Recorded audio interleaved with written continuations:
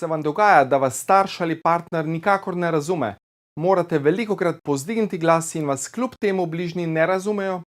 Vas zanima, kako v trenutni situaciji na sočuten način postaviti mejo šefu, avtoriteti in se tako izogniti nepotrebnim sporom? Umetnost komunikacije je ena najpomembnejših veščin, jih moramo ljudje osvojiti. A govoriti in komunicirati ni povsem ista stvar. Vse premalo se zavedamo, kaj komunikacija v globokem bistvu pravzaprav je in kako bi jo morali dejansko uporabljati.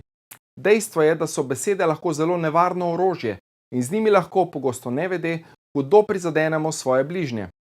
Zaradi nepoznavanja veščin komunikacije prihaja do trajnih zamer, do razdrtih zakonov, do hudih prepirov s sestro, bratom, starši in temu se lahko brez težav izognemo, če imamo le nekaj znanja.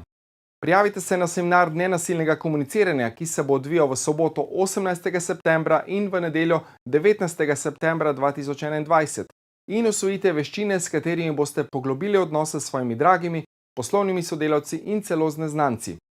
Ne zamudite tega izjemnega tečaja. Sam sem šel skozi pretresljive preizkušnje, a našel rešitve, ki jih sedaj delim s svojimi poslušalkami in poslušalci.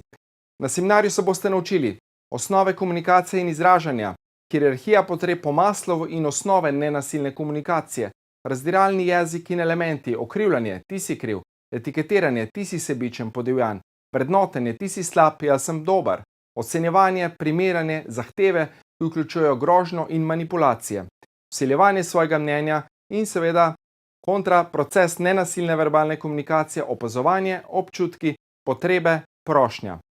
Kako vemo, da smo v stiku s seboj in drugimi, način, kako lahko slišimo sporočilo, empatično življenje in reflektiranje, sočutna povezanost s seboj in kako postopno priti iz komunikacije moram, moral bi, ne smem, v komunikacijo izberem, ker tako želim.